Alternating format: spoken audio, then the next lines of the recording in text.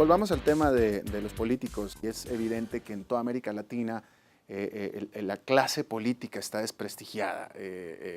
Incluso vaya, en Chile, donde es un país mucho más avanzado social y económicamente que el resto de América Latina, el chileno se siente muy desdichado, igual que el boliviano, igual que el paraguayo, etcétera. Entonces, claramente me pareciera, y usted lo comentó, la política no está dándole al ciudadano lo que el ciudadano está pidiendo.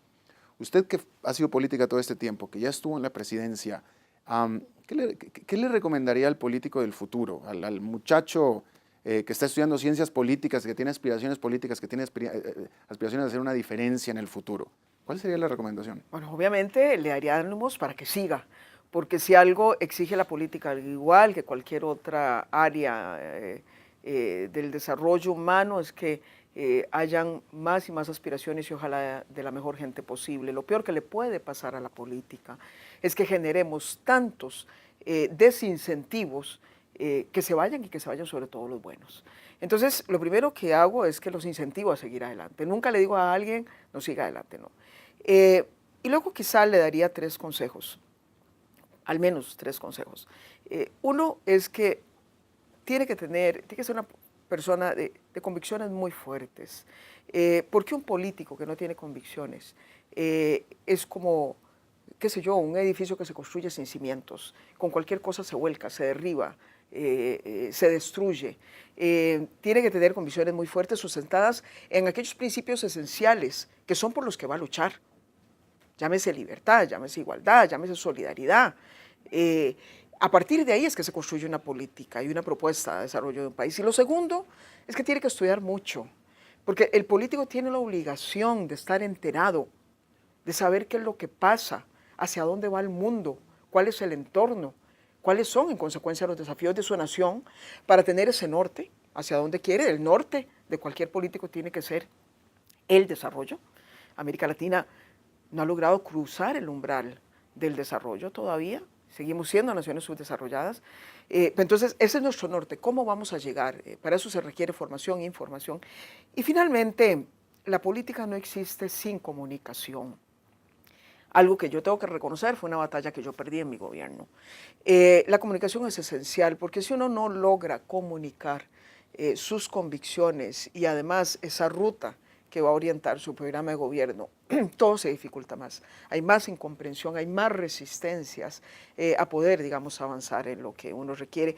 La comunicación también es algo que tiene que manejarse con cuidado. Estamos viviendo en el marco de las redes sociales y veo también con preocupación a mucho político que consulta las redes sociales para ver si avanza o no avanza.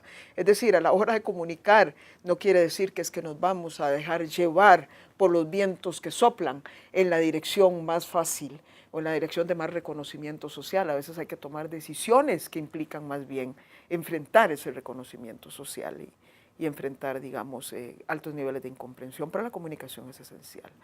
Convicciones, conocimiento para fijar esa ruta y comunicación, quizás son como 3 aspectos claves de quien aspira a estar en la política. Todo expresidente necesariamente es un analista internacional, porque así es, ¿no? Sí. Recientemente estuvieron aquí en Costa Rica el presidente de Estados Unidos y el presidente de China. Y yo le quiero preguntar, ¿cuál es la dinámica?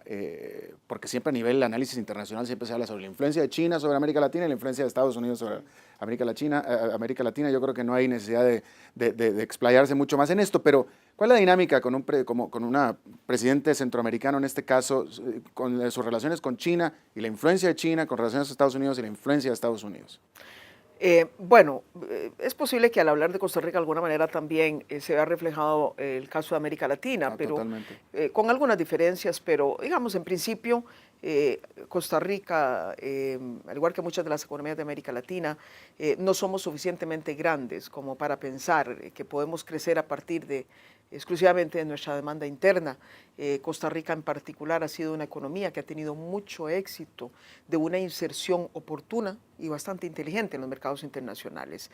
De manera que necesitamos continuamente, no solamente mejorar nuestra propia capacidad de producir más y producir mejor y ser más productivos, sino también de abrir oportunidades, mercados internacionales, diversificar nuestras relaciones.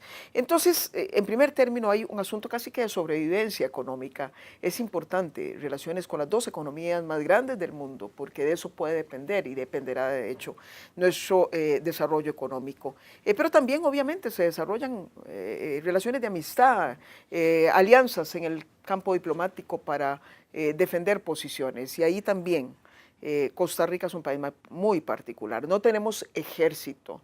Nuestra defensa, la defensa de nuestra soberanía depende de el sistema internacional. Entre más aliados tengamos, para nosotros es más fácil luego ir a un organismo internacional, presentar nuestro caso, como ha sido la situación con Nicaragua, y conseguir aliados que nos puedan respaldar.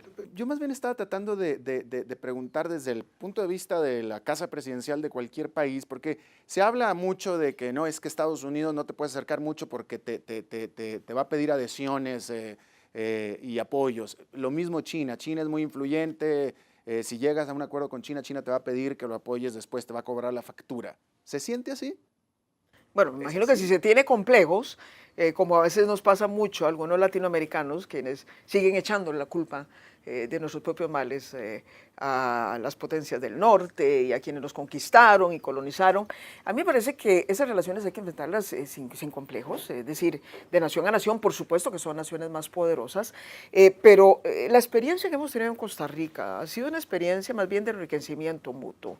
Es decir, yo no recuerdo por lo menos con respecto a mí, ni el gobierno anterior que estableció las relaciones con China, haber concedido en algo verdaderamente esencial para Costa Rica por el mero hecho de que estamos trabajando de la mano con ellos en algunas áreas. No hemos tenido que conceder, seguimos siendo la misma democracia, apostando a la libertad, defendiendo el Estado de Derecho, en fin. Me parece que no hay que conceder nada esencial, pero hay negociaciones, claro que las hay, pero de eso se trata, las relaciones, tanto entre la gente como entre las naciones. Al regresar.